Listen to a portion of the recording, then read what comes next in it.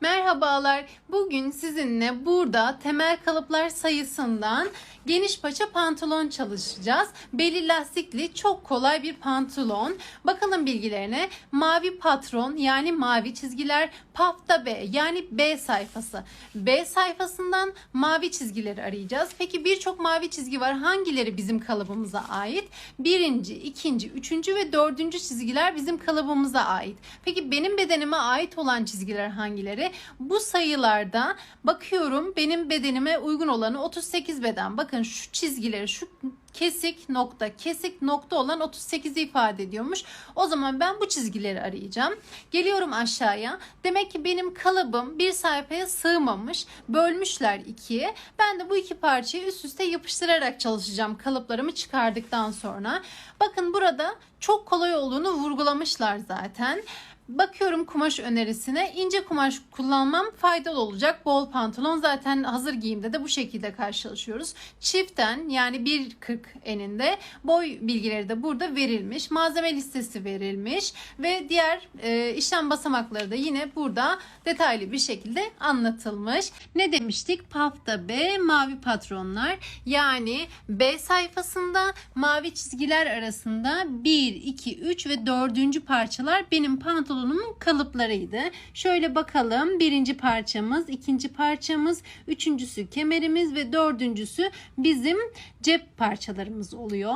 Gelelim buraya. Buradan da bedenimizi belirlememiz gerekiyor. Ben 46 beden çalışacağım. Yani bir uzun bir kısa çizgiyi aramam gerekiyor. Son olarak bir de şuraya bakalım. Burası da çok önemli. Çünkü benim ikinci parçam tek bir parça değilmiş. 2A ve 2B şeklinde ayrılmış. Buna dikkat edeceğim. Ayrıca buradaki teknik çizimde bakın alınan çıtlar, işaretler var. Buradan bakalım. Buna göre çıkaracağımız kalıpta da mutlaka bu işaretleri parşömen kağıdımıza aktarmamız, daha sonrasında da kumaşımıza aktarmamız gerekecek. Şöyle bakıyorum, bir numarayı gördüm, mavi bir, indim aşağıya, bir numarayı gördüm. Buradan kendi bedenime uygun çizgileri çizeceğim.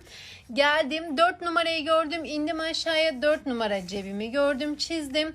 3 numarayı gördüm, indim ve 3 numara kemerimi çizdim. Geldim, 2A ve 2B'yi buldum.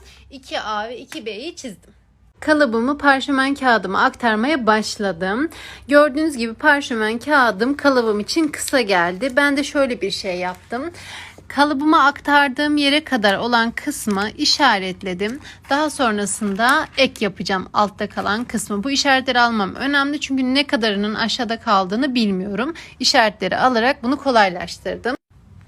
Birinci parçamda eksik olan parçayı da bu şekilde çizdim. Ve diğer parçalarımı da aynı mantıkla parşömen kağıdıma çizdim. Hadi gelin birlikte kalıbımın üzerine ne gibi detayları aldım görelim. Öncelikle kalıbımı hangi dergiden çıkardığımı buraya yazdım. Modelini yazdım. Ne kalıbı çıkardığımı yazdım. Bedenini yazdım ya da kime göre yaptığımı yazdım ve hangi parça ön beden. Peki 2A ne? Hatırlarsınız kalıbımda ön bedeni ikiye bölmüşlerdi. 2A ve 2B diye. Buraya 2A yazdım. 2 makas yani 2 defa kesilecek yazdım. Geliyorum aşağıya. Bakın buraya unutma diye yazmışım. Dikişler ve kenarlar için 1,5 santim, paça baskısı için 4 santim pay vermeyi unutma. İniyorum aşağıya. Bakın burada da 2B parçası. Bunlar böyle birleştirilecek kalıbın üzerinde ve ön bedenim tamamlanmış olacak. Peki başka neye dikkat ettim? Düz boy ipliğini mutlaka aldım. Benim kalıbımın üzerinde şöyle çizgiler vardı. Bu çizgileri mutlaka aldım çünkü bunlar hem ön bedende hem de arka bedende olan çizgiler. Yani ön ve arka bacağı birleştirirken bunları denk getirmem gerekecek. Arka bedenimde önden farklı olarak bir pili işareti vardı. Bunları da yine parşömen kağıdıma aktardım. Bakın buradan buraya doğru katlayıp dikeceğim. Modelimin bir kopyasını da aldım. Kalıplarımı kumaşıma yerleştirmeye başladım. Aslında farklı bir kumaş kullanacaktım. Ancak kalıplarımın kumaşıma sığmadığını fark ettim. O yüzden bir kumaş değişikliği yaptım. Kalıplarımı kumaşıma yerleştirirken şuna dikkat ettim. Benim kumaşımın çizgileri boyuna, yani boyuna yerleştirdiğim kalıp kumaşın da boyuna yerleşmesi gerekiyor. Kumaşın enini değil boyunu kullandım. Çizgilerim boyunaydı ve kumaşım israf olmayacak şekilde yerleştirdim. 2'ye katladım. 2 tane ön parça, 2 tane arka parça, 2 tane kemer parçası ve 4 tane de cep parçası keseceğim. Normalde kemerim kumaş katına yerleştirilip tek parça oluyordu. Ancak öyle yaptığım zaman kumaşım israf oluyor. O yüzden 2 tane kesip yanlardan dikeceğim.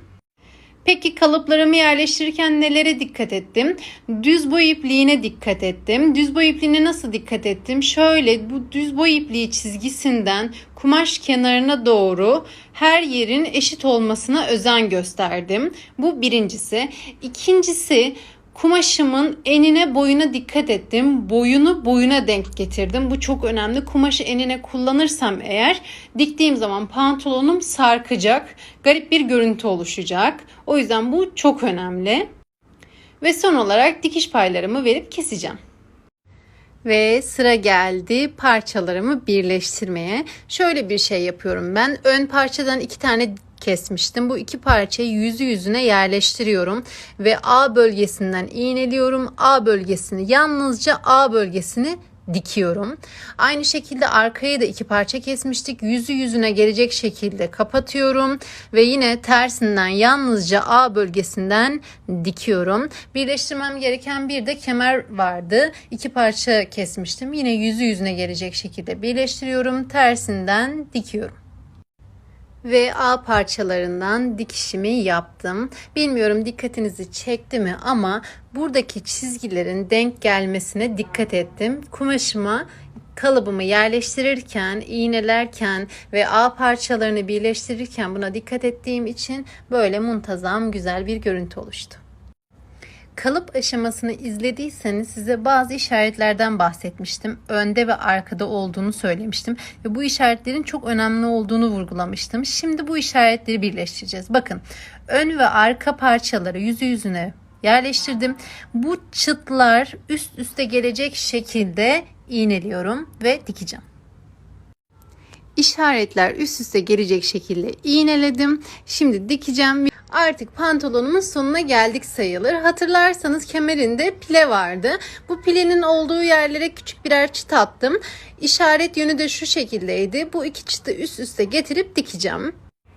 Bu şekilde katlayarak iğneledim. Yönüne dikkat ettim. Şimdi kemeri de takacağım ve kemerle birlikte dikeceğim. Burada söylemem gereken diğer bir şey, aslında bu pantolon modelinde cep vardı. Ceplerimi de kesmiştim ancak ben kumaşımı değiştirdiğim için bu kumaşta cep yapmaktan vazgeçtim. Daha doğrusu unuttum. Unutunca tekrar sökmek istemedim ve vazgeçtim. Şimdi kemerini takacağım. Daha sonrasında paçaları da dikip bitireceğim. Kemerimin yan dikişleri denk getirdim ve iğneledim. Şimdi çepeçevre dikeceğim. Ufak bir boşluk bırakacağım. Buradan da içeriye lastiğimi takacağım. Kemeri overlockla birleştirdim. Şimdi sıra geldi lastiğini takmaya. Ve bol paça pantolonumun sonuna geldim. Bakın A bölgesini tam denk getirdiğim için dikişler denk geldi ve güzel bir görüntü oluştu. Paçalarını kıvırmadım çünkü kumaşım çok fazla kayıyordu ve esnek sıkıntı çıkarıyordu. Ben de overlock çektim.